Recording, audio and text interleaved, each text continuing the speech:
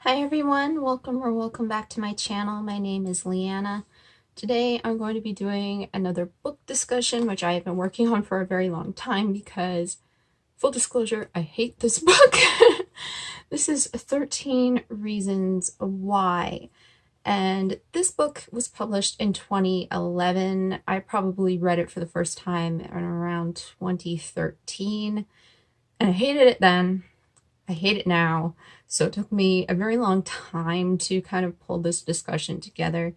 And the only reason why I kept this book as long as I did was because I wanted to do a discussion on it. And you may or may not be familiar with the book. As I said, it came out in 2011 and it was made into a Netflix series in 2017. So maybe you've watched the series, maybe you've read the book, maybe you've done both. Or maybe you've just heard of it. I have not seen the Netflix show. It has 2 seasons out now, and I'm not sure if they're doing any more, but I really don't want to watch it.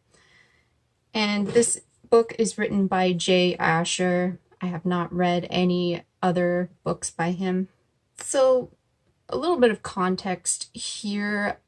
This book, I picked it up because I heard that it was about mental illness in young adults, and I was, I guess early to mid 20s at the time, probably early 20s.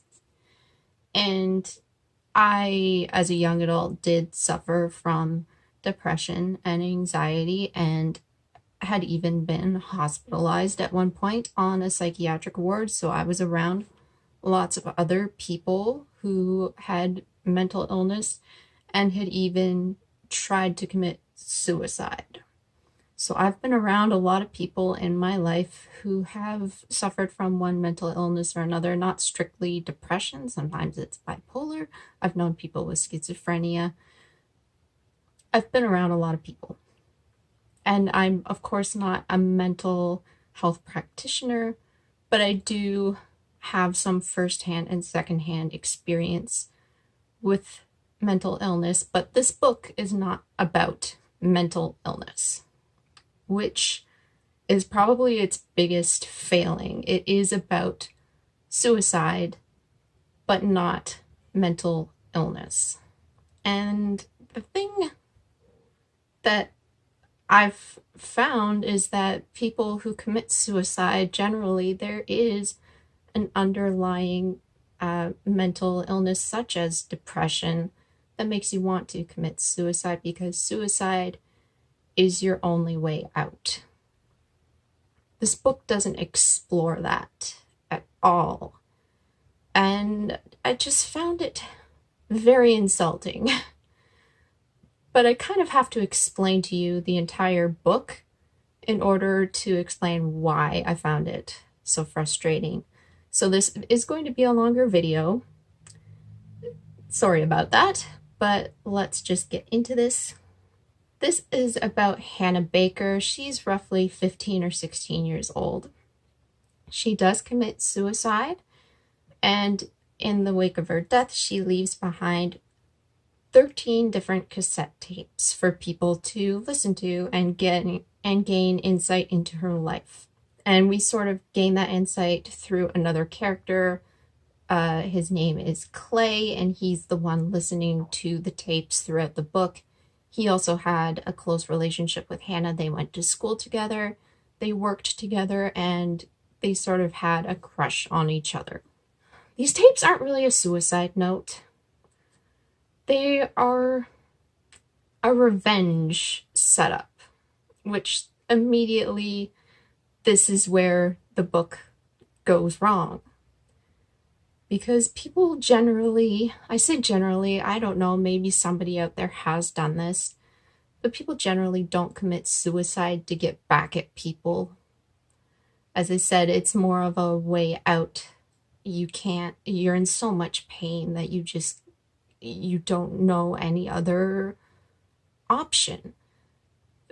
But the whole point of this book is that Hannah leaves behind these tapes to pin the blame on several different people for things that happened to her and to make them feel horrible and really turn it into a game, because this has rules.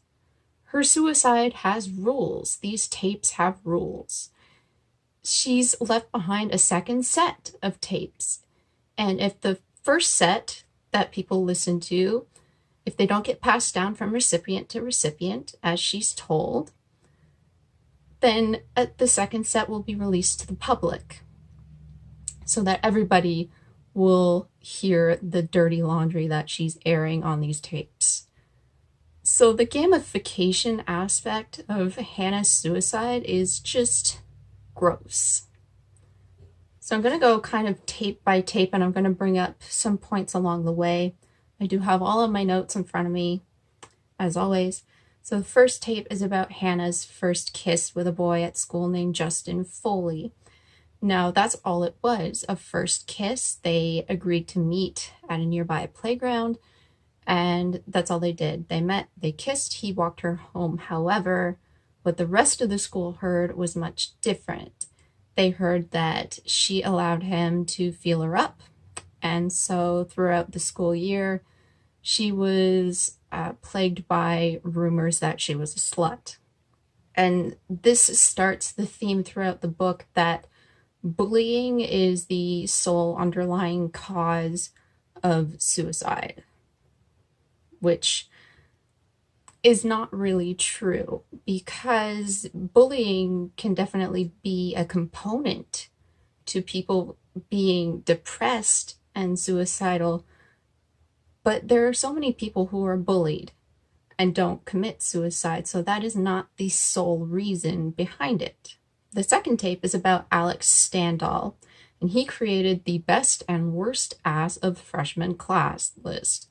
So mature, I know. So Hannah was voted #1 on the best list.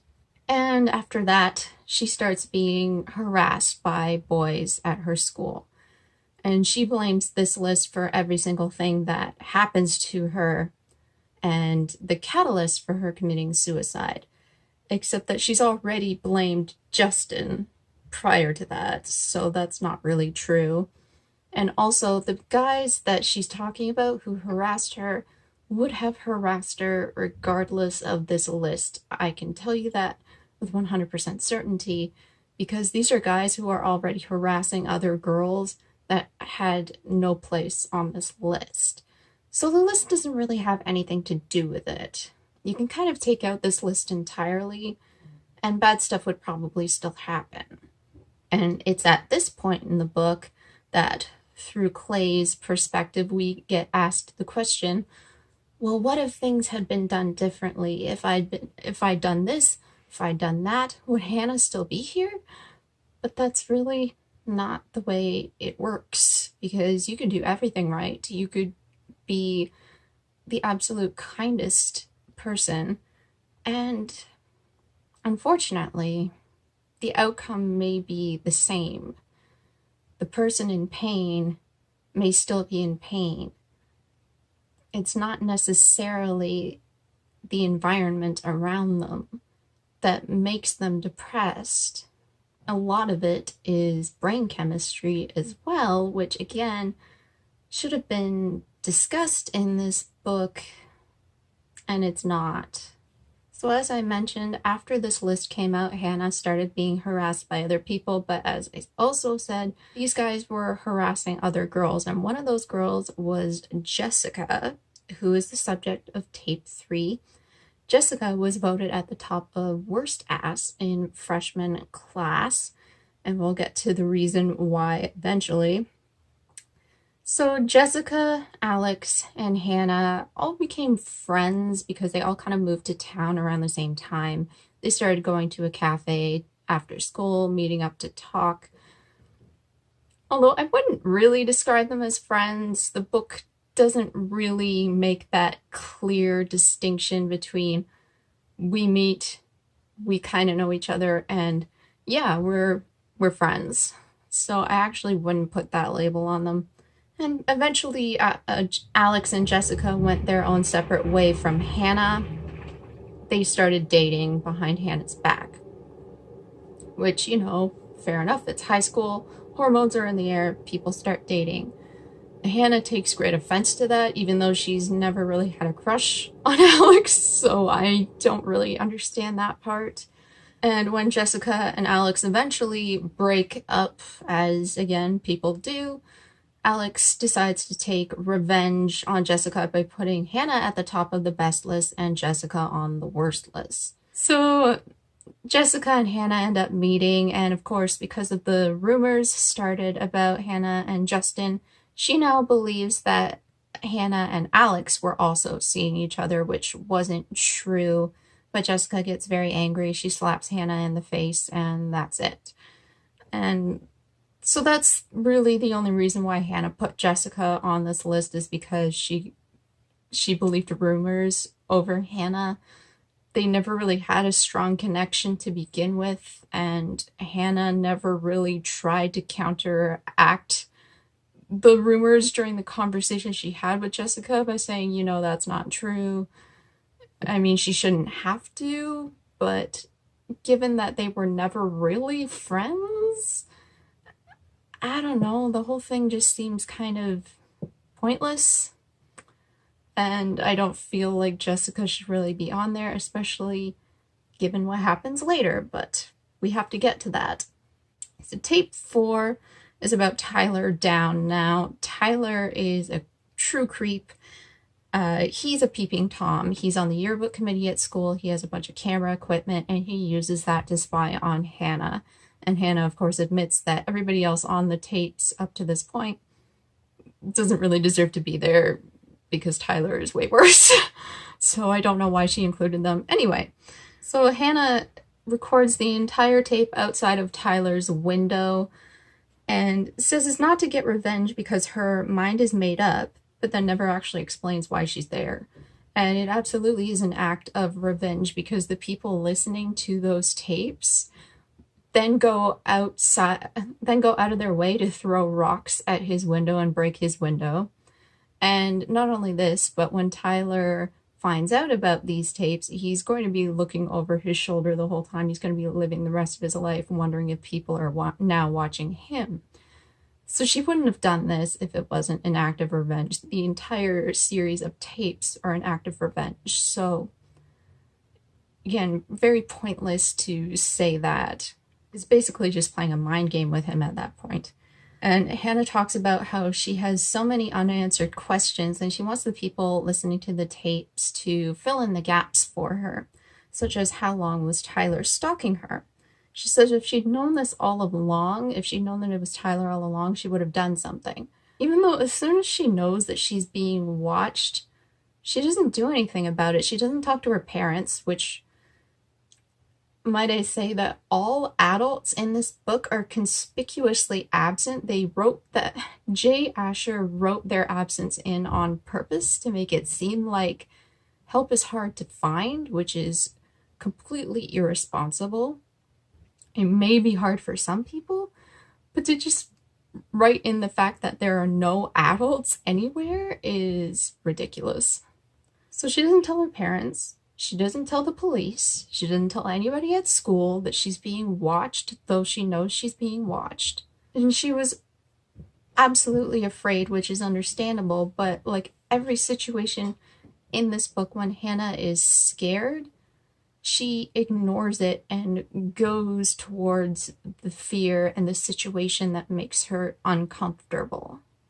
Not only that, she expects others to help her regardless of the fact that she's done nothing and said nothing to indicate that she needs help. So basically, she needs others to read her mind for her and then blames them when they can't. However, Hannah did eventually tell somebody about Tyler. She tells another student at school named Courtney. They go to Hannah's and say and do stupid things in order to kind of lure Tyler out, just to see if Tyler would bite, and he does. They can hear him snapping photos outside the window, and then they kind of throw open the curtains and be like, gotcha. But the next day at school, when Hannah goes to confront Tyler, she still doesn't do anything, even though she said, if I'd known it was Tyler and if I'd caught him, I would have done something. She's just kind of like, I know it's you. But back to Courtney, who is the subject of the next tape. Hannah says she neither liked nor disliked Courtney.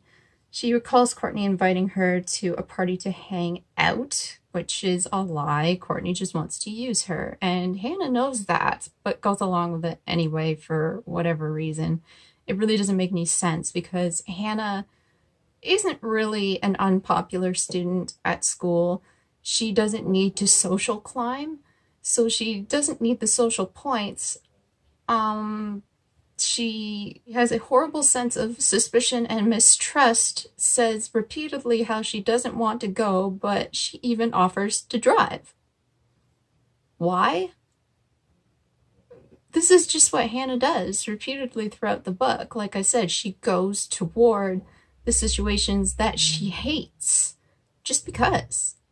So of course, Courtney and Hannah meet that night. Courtney treats her like the chauffeur that she is the entire night, and when they get to the party, Courtney ditches her, which is expected. Hannah expected that. And still, after that, Hannah doesn't leave the party, even though this is a perfect chance to leave, and Hannah wants to leave. She doesn't.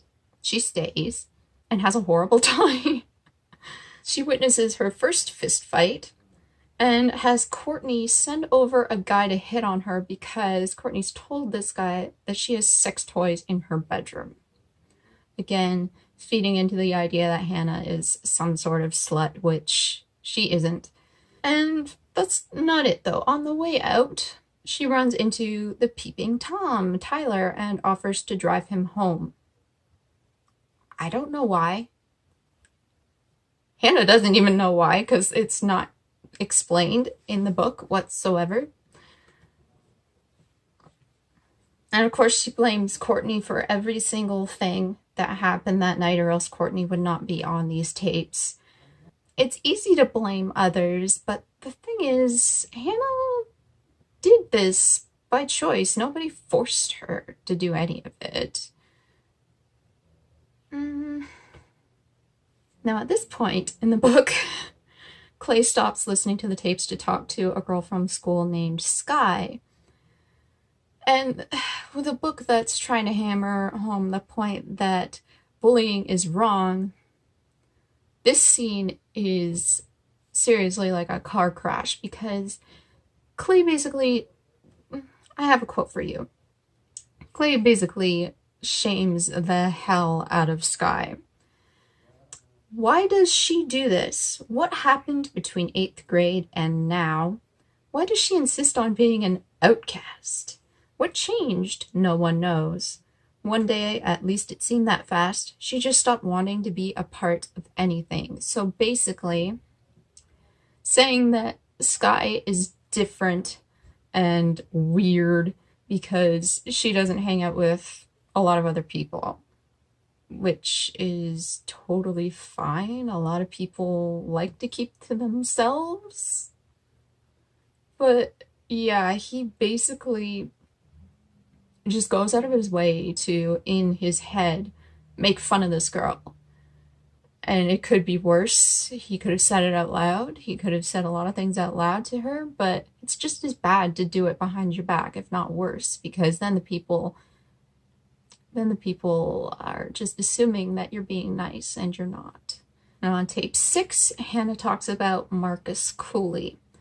There was a matchmaking service going around at school called the Dollar Valentine Service. You could pay $1 and fill out a survey to get one match, or you could get $5 and 5 matches. So Hannah does the latter.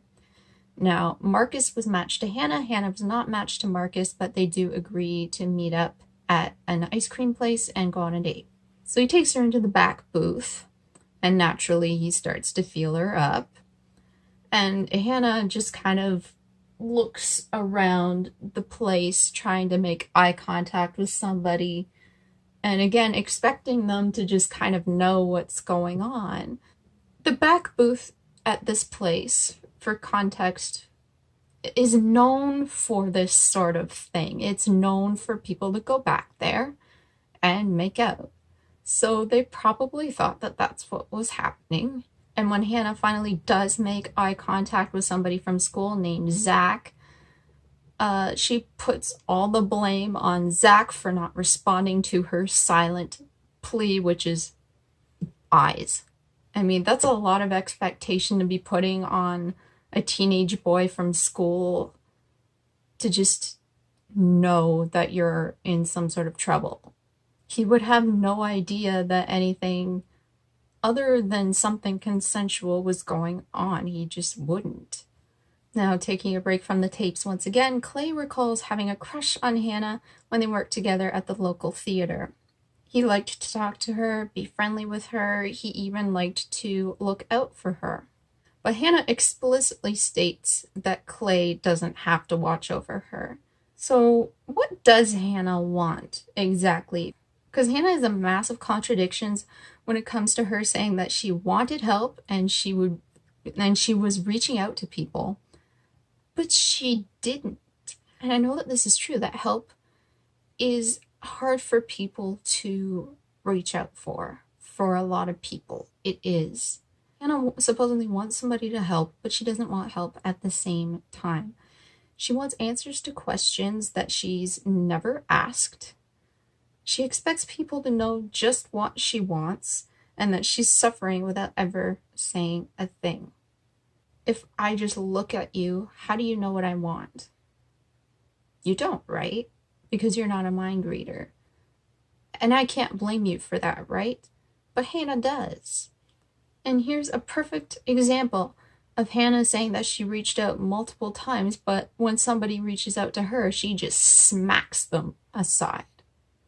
Hannah even talks about cutting her hair after the Marcus incident and then blaming everybody at school for not noticing that she cut her hair and that was a sign that she was about to commit suicide. But people cut their hair all the time. That's not necessarily a sign that somebody's suicide is imminent. Tape number 7 is about Zach Dempsey, mentioned at the tail end of tape 6.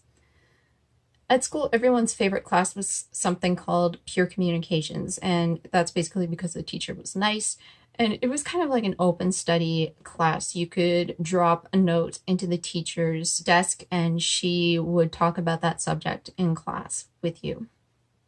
And everybody had their own little bag of encouragement notes, or notes of encouragement. But Zach stole Hannah's bag of notes.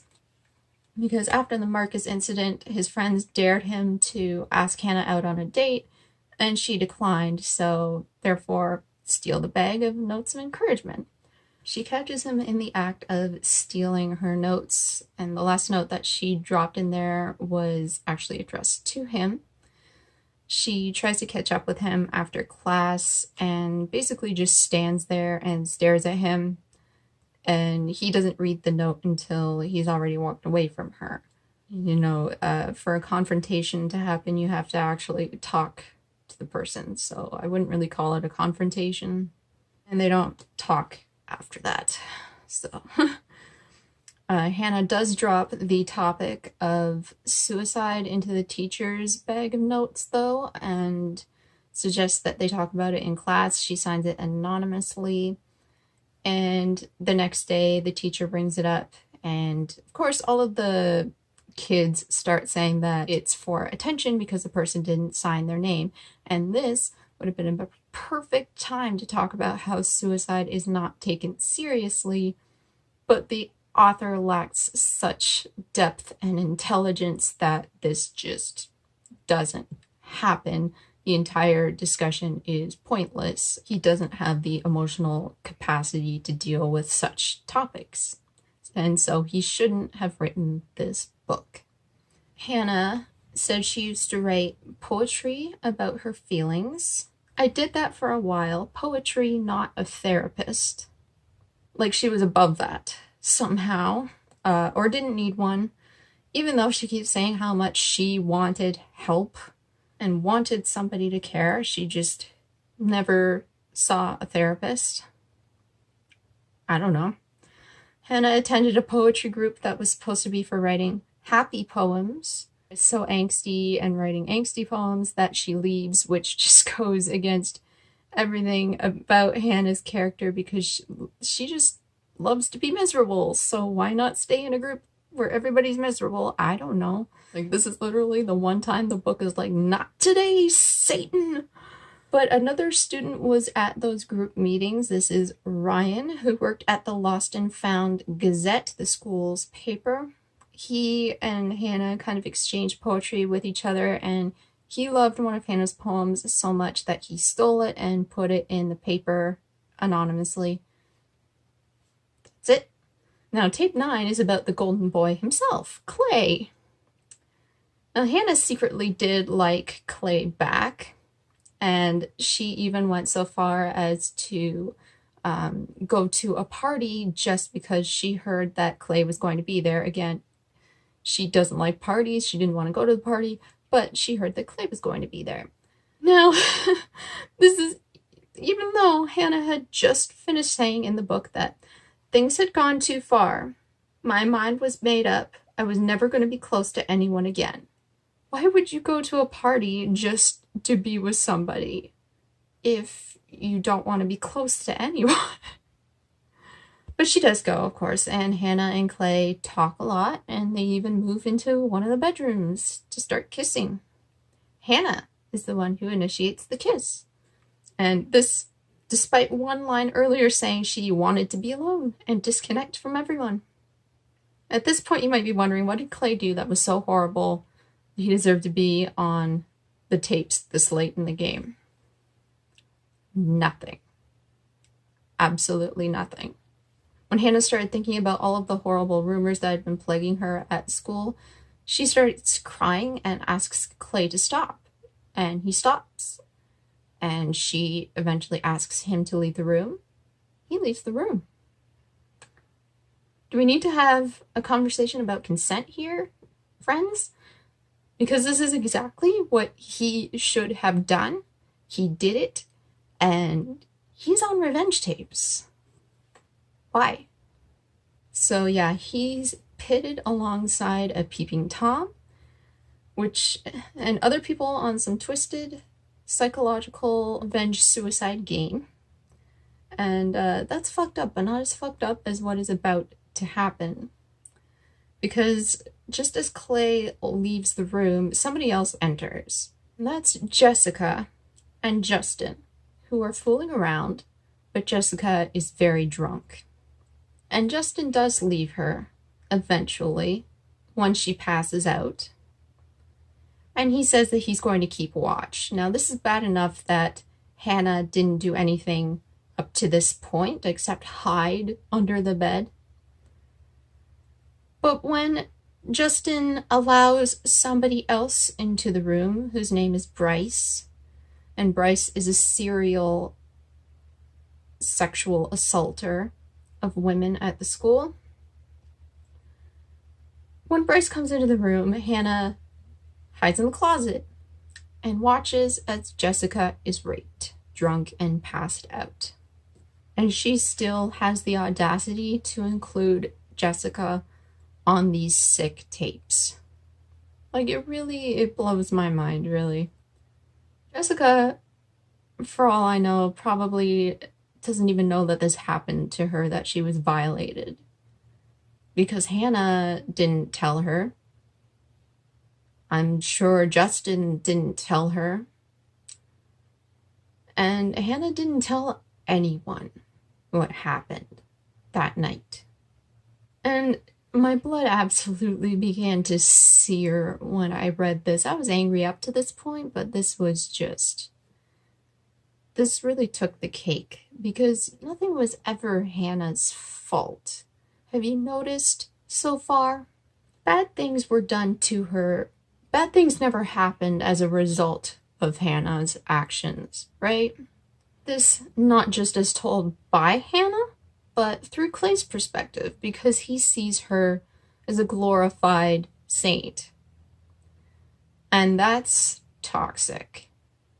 To be to be listening to these tapes and perpetuating Hannah's idea that she was perfect and did nothing wrong when she witnessed a rape and did and said nothing. Now, tape 11 is about a cheerleader named Jenny Kurtz. She was on the cheerleading squad who came up with the $1 Valentine idea. After witnessing Jessica's rape, Hannah, of course, needs a ride home from this awesome party, and Jenny offers, but Jenny is extremely drunk too. On the way home, she knocks over a stop sign, and while Hannah does exit the vehicle, she doesn't really try to stop Jenny from driving off, which, not so good considering how impaired she was. She could have killed herself. She could have gotten somebody else killed, and in fact, as a result of knocking down that stop sign, 2 people were killed later on that night, including a student from Hannah's school. But I have to kind of wonder at this point, why is Jenny on these tapes? Hannah was not Jenny's victim. 2 people did die that night. The 2 people who died were Jenny's victims, not Hannah. Now, Hannah did go to a payphone and call the police about the sign that was knocked down. However, she never actually said what happened. And when she found out that 2 people were killed, she still didn't say anything. So she didn't contact the police. She didn't tell anyone about what Jenny had done. And 2 people died, including a fellow student whose funeral Hannah didn't even attend. So what is the point of putting Jenny on these tapes? Hannah was not her victim. And these tapes are going to be circulated among such a small group and then never get out. So nobody is ever going to know the truth about Jenny. What is the point? So now we're on the penultimate tape, tape 12, where Hannah starts by telling people not to give up, as Hannah says she gave up on herself and on life. She goes so as far as to say that she was preconditioned to be suicidal, but again, this book does not deal with the idea of brain chemistry and mental illness, except for this one really small throwaway line towards the end here. Tossing out the word preconditioned at the end of an almost 300-page book is not enough. Hannah decides on how she's going to end her life and then basically plans her life around her suicide. She waits for the right moment and plans ahead for all of these audio tapes that Clay is listening to throughout the book. And that doesn't really resonate with me, because when you've decided to end your life, there is no right time. When you're trapped with no way out, there's never a right time to end your pain. And of course, Hannah being Hannah goes to another party, party number 3. Another party she doesn't want to go to for whatever the hell reason. Why not, right? So this party that Hannah decides to go to after saying she's given up and she's done multiple times, multiple stages throughout the book. It's probably been months now since she's given up. Of course, who's at this party? Courtney and Bryce. 2 people that Hannah hates and 2 people that have arguably done some bad things, Bryce more so. And Hannah is terrified to be near them, especially Bryce, disgusted to be near them, but she puts herself in the situation of being there anyway. And the reason why she decides to put herself there is apparently because she's decided to forgive everyone for everything, which is another laugh, because we would not have these tapes if that was true. The whole book is talking about how much she hates everyone in the town and the town itself. So she basically disrobes, gets in the hot tub, and plants herself right next to Bryce, the rapist. And I guess I'm really supposed to accept that Hannah witnessed this guy rape Jessica and then put herself in the same situation.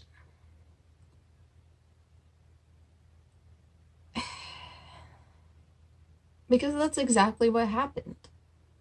He rapes her too, and am I supposed to be surprised by that? I'm not. And we're not done though, there's one tape left. Because Hannah's not done with life. Not yet. As she starts tape 13, she teases everyone listening by saying that she's going to give life one more shot. Because this is a game, remember? This is as if this is some sort of twisted, hidden camera show where she hides the recording device and her life is the prize. If the person on the recording gets the answer right, Hannah lives. And if not, Hannah dies. Once again, just showing how much Hannah placed her life in other people's hands and made it a game when neither one is true. The only person who took Hannah's life was Hannah, and made that decision was Hannah. So Hannah talks to the school's guidance counselor, Mr. Porter. She doesn't really say anything because she's speaking in vague riddles. She barely mentions how she's feeling in a way that anyone would be able to help. She mentions something inappropriate happening at a party but won't say what or with whom, and then just expects him to be able to do something about it and is angry when he can't. Like, what is she expecting of him? I legitimately would love to know what she was expecting him to do when she says nothing helpful there. Like, do you want to press charges? You're gonna have to say a name. Like, that's on Hannah there to provide some sort of information. That's not Mr. Porter's fault. And when he doesn't give Hannah what she wants because he's, again, not a mind reader, Hannah storms off in a huff and says, he's not coming, he's letting me go. Again, putting her entire life in one person's hands. And so ends these tapes. Like, that's it. I hope you can understand why I'm so upset, because it's just, I don't know what the point of this book is. I'm struggling here. Like, if the point was to help teens talk about mental illness, this book failed because it's not about mental illness. Mental illness is never, ever discussed. If it's about bullying, the book fails there too, because Clay bullies another girl while listening to these tapes, and the book doesn't actually show how other people progressed after bullying Hannah. It doesn't do that. In fact, at one point, they have Marcus Cooley encouraging people to throw rocks at Tyler's window. And yeah, Tyler was a creep, but it should have been dealt with by adults who were absent in this book, except for Mr. Porter at the very end. You have to write this book in a way that is at least somewhat reasonable in the depiction of her getting help, because help was clearly there. Clay wanted to help. Jessica was trying to be her friend in the beginning. So Hannah is just in the center of all this saying, I have it the worst. Nobody else really has problems. It's just me. And that makes it to the point where she thinks that her actions are faultless and blameless and have no consequence on the other people around her, which is not true.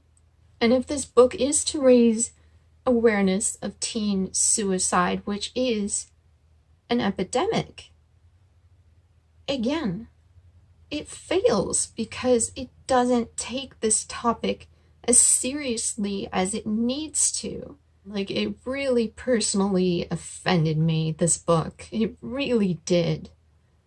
I don't get offended when reading books. This book offends me. And like, to talk about rape just so flippantly just to toss that in there too. And by the way, the author has been accused of sexual assault himself at a writer's workshop with women. So there's the icing on top of the cake. Anyway, I'm sorry that this video was so long and ranty. I needed to rant about this book. It's been upsetting me for literally years. If you have a different opinion on this book than I do, I would love to hear it. I'm not going to question the validity of your opinion because I genuinely would like to know if you find any sort of value in this book, because I really do struggle to find anything of worth here. But I mean, like, everybody's struggle with mental illness, it is valid, so that's why I want to hear your thoughts, whether you agree with me or not, because this is a discussion video. So I'm going to leave it at that. Hopefully this wasn't a monstrously long video. I'm probably going to have to edit it quite a bit.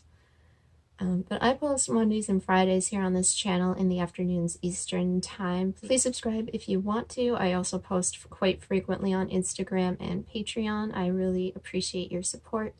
Thanks so much for being here, and I'll see you next time. Bye, everyone.